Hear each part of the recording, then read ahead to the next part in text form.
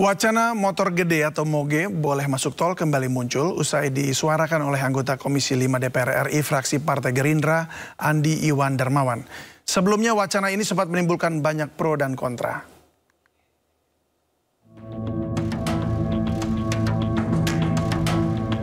Wacana motor gede atau moge boleh masuk tol, disampaikan anggota Komisi 5 DPR RI fraksi Partai Gerindra Andi Iwan Darmawan dalam rapat kerja bersama Kementerian Pekerjaan Umum di Kompleks Parlemen Senayan, Jakarta pada Kamis 23 Januari 2025 lalu. Menurut Andi, motor gede berpotensi memberikan pendapatan negara, bukan pajak atau PNBP, apalagi dengan jumlah moge di Indonesia yang tidak sedikit. Ya, ini sekedar masukan seperti untuk motor gede, Pak. Moge apakah di sini hadir semua pemangku kebijakannya, stakeholdernya, Pak Menteri PU, Menteri Perhubungan dan Korlantas, tentu menyangkut masalah regulasi. Bagaimana agar supaya moge ini juga punya kalau saya nggak salah hanya di Indonesia nih moge tidak diizinkan masuk ke jalan tol.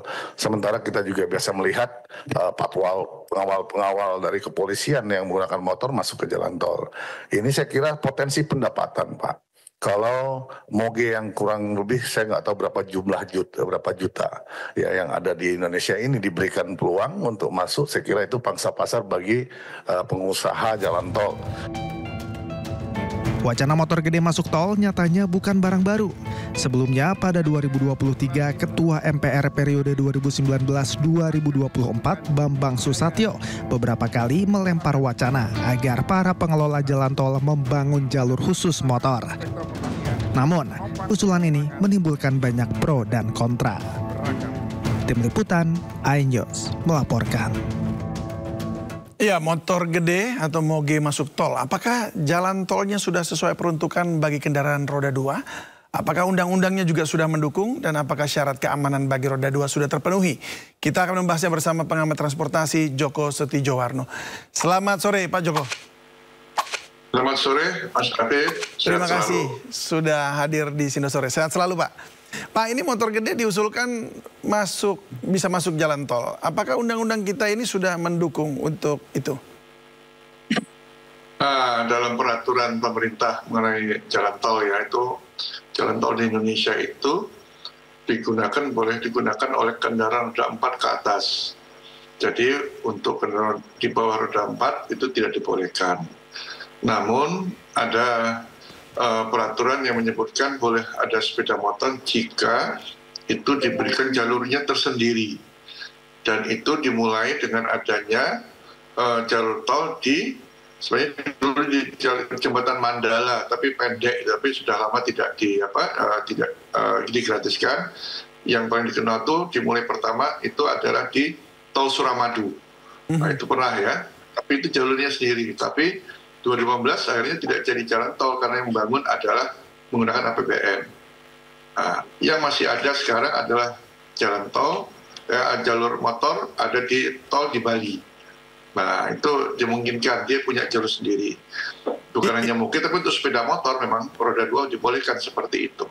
Itu peraturannya maksudnya di Pemprov atau di mana ya? Kalau misalnya bisa beda-beda, artinya di Jakarta nggak bisa, tapi di Bali bisa? Ya kalau seandainya bisa membangun jalur sendiri nggak jadi masalah. Cuman masalahnya sekarang apakah pihak pengguna operator jalan tol dia mau bangun nggak? Ya, karena ini kan tentunya akan ada hitungan komersial juga, menguntungkan nggak tidak? Oh, artinya harus dibangunnya tidak di dalam tol yang sudah terbangun saat ini begitu ya? Oh bukan, jadi tidak menjadi satu. Ya, dia jalur sendiri lah. Seperti di Bali lah, kita lihat ini paling sederhana, lihat seperti itu yang sudah beroperasi. Dan dia gate-nya juga terpisah ya. Gitu. Ya, ya. Nah itu artinya kan kalau di sana kan dipisahkan juga seperti dengan konblok yang cukup besar begitu ya. Tetapi masih di struktur yang sama begitu. Yang kayak seperti itu nggak apa-apa? Ya artinya ada jalur pemisahnya. Oh, ada jalur pemisahnya. Tidak jadi satu. Kalau di Malaysia tuh banyak negara itu memang jadi satu. Ya, tapi kalau di Malaysia tol dalam kotanya terpisah juga, diberi jalur terpisah antar kota jadi satu. Tapi itu pun di Malaysia tidak begitu banyak mereka menggunakan sepeda motor di jalan tol. Baik, Tidak jadi seperti kita kan, kalau ya. diberikan gitu, wah ini Jadi tentunya kalau keselamatannya yang ada jadi sekarang, masalah. tol yang ada sekarang mau apa artinya diberikan juga kepada pengguna moge, maka harus rubah lagi undang-undang begitu atau dari permennya? Sebenarnya nggak usah, ya tidak usah dirubah kalau tadi mau buat jalur sendiri ya. Nah, tapi masalahnya kalau jalur sendiri nanti pengusaha jalan tol mau nggak, itu loh. Ya menguntungkan buat dia. Kalau nggak menguntungkan kan dia juga berpikir. Ya apalagi kalau di Jawa ini kan terbatas. Kalau di dalam kota jalurnya mau pakai di mana umpamanya? Di Jakarta aja lah. Mau lewat di mana, nggak ada lagi kan. Kalau antar kota sih masih memungkinkan. Terutama di Sumatera itu masih bisa ya. Masih memungkinkan. Tapi kembali lagi hitungan komersialnya harus ada. Kalau enggak ya mereka juga rugi juga gitu ya. Tapi untuk ininya apa namanya ya, jalannya sendiri, infrastrukturnya sendiri, kalau Anda lihat sekarang ini untuk yang tol yang sudah ada, jika memang dilalui oleh kendaraan roda 2, apakah itu akan membahayakan? Jalan tol itu kan syaratnya minimal dia 2 lajur, ya, 2 lajur, kemudian ada 2 jalur, masing-masing 2 lajur, ada bahu jalan, ya. Nah kalau dia mau menggunakan jalan yang ada sekarang itu tidak mungkin, karena itu untuk diperuntukannya roda 4, gitu ya, tidak ada untuk roda 2. Berarti harus membangun yang baru lagi. Nah tadi perhitungan kalau baru lagi kira-kira mau nggak pengusaha itu, gitu loh. Jadi jangan menjadi satu, katakanlah jalur yang sudah ada 2 lajur, kemudian ada median, ada pemisah median, kemudian ada bahu jalannya diambil, jangan, karena bahu jalan fungsinya adalah untuk kondisi darurat, gitu ya. Jadi jangan menggunakan bahu jalan, itu memang harus ada kondisi darurat itu menggunakan bahu jalan. Jadi kalau nanti bahu jalan katakanlah diambil untuk motor, nah nanti kalau dalam kondisi darurat kendaraan yang lewat tol mau berhentinya di mana? Nah, kesulitan juga kan. Yang penting yang ada jangan digunakan. Tapi kalau yang baru ya silahkan aja. Itu dimungkinkan, tapi memang harus ada perubahan. Saya lupa kalimatnya itu kalau nggak salah di situ disebutkan yang lewat air atau laut lah gitu. Ada kalimatnya seperti itu. Tapi memungkinkan juga pertemuan mengubah itu nggak ada masalah. Jadi kembali lagi jangan jadi satu dengan jalur yang roda 4 yang sudah ada. Gitu. Oke, intinya harus bangun lagi tambahan begitu ya.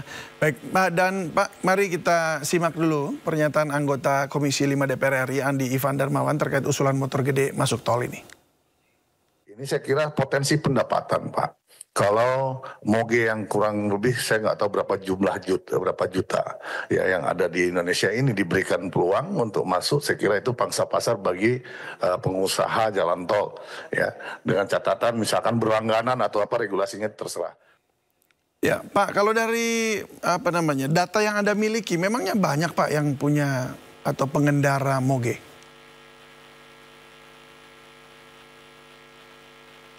Ya kalau dia tadi tentunya ada perhitungan tersendiri ya, biar dia ada kalkulasinya. Tapi yang jelas ini memang ya dimungkinkan. Tapi saya pikir kenapa anggota DPR itu memikirkan dirinya sendiri, artinya kelompok-kelompok tertentu aja. Dia nggak pernah memikirkan, katakanlah dalam rapat saya dengar bagaimana mereka mengusulkan kebutuhan masyarakat angkutan umum, itu nggak pernah mereka upayakan itu kan, karena mereka nggak pernah naik angkutan umum. Ya, selalu diupayakan mengenai moge ini kan sudah beberapa kali dan tidak hanya sekali, berkali-kali. Dan saya yakin masyarakat juga kalau diminta pendapatnya banyak tidak setuju. Tapi kalau anggota dewan mengusulkan segera dibangun angkutan umum atau di jalur tol itu ada disediakan pada waktu tertentu ada jalur untuk angkutan umum, saya kira masyarakat banyak yang setuju itu kan.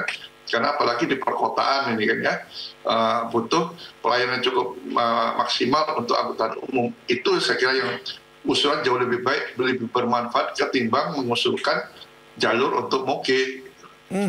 Sebab memang kalau dilihat sejauh ini memang tidak terlalu banyak. Dan kalau tadi alasannya katanya untuk meningkatkan APBN, Anda setuju nggak? Saya kira jumlahnya nggak banyak kok moge itu. Ya, beda kalau sepeda motor roda 2 mungkin bisa lebih banyak gitu ya. Tapi kalau moge saya kira nggak, persentasenya sedikit lah. Dan itu kan orang-orang kaya, orang tertentu aja dan tidak menguntungkan secara komersial. Membangun jalan tol juga mahal untuk jalurnya sendiri ya. Baik, lalu kalau untuk syarat keamanan, anggaplah jika memang nanti kemudian dibangun di jalan yang baru dibuat begitu, di tol-tol yang baru, lalu kemudian ditambahkan mungkin di dalam kota. Nah, itu syarat keamanan bagi roda 2 di tol itu apa saja, Pak, supaya memenuhi persyaratan lah bisa masuk? Ya, seperti halnya pengguna sepeda motor biasa kan, pakai helm dan sebagainya gitu ya. Nah, tapi kalau di jalur sendiri saya kira kalau tolnya dalam kota agak susah. Kita nggak punya jalur lagi kan, dan mahal tadi ya. Kalau antar kota mungkin kan kalau umpamanya bangunnya di Sumatera. Sumatera itu kan lahannya masih cukup luas ya. Kalau itu jalan tolnya bisa. Bahkan kalau lihat jalan tol di Sumatera, jangankan untuk jalan satu lajur, untuk jalan rel juga double track masih memungkinkan. Gitu loh. Tapi kembali lagi, sejauh mana itu bisa memberikan keuntungan atau pendapatan yang cukup besar. Saya kira jangan jumlah yang tidak begitu banyak, tidak signifikan lah untuk memberikan pendapatan ya. Nah, tapi kalau tadi dikatakan bandingkan sepeda motor untuk pengawalan itu lain, itu kekhususan. Dan itu pun mungkin dibatasi juga, itu kan tidak semuanya nanti. Ini sedang heboh juga kan, pengawalan semuanya pakai sepeda motor yang nggak boleh juga. Apalagi lewat jalan tol, itu kan hanya hal tertentu saja yang dibolehkan. Oke.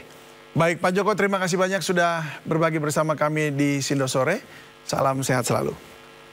Terima kasih, selamat sore. Terima kasih.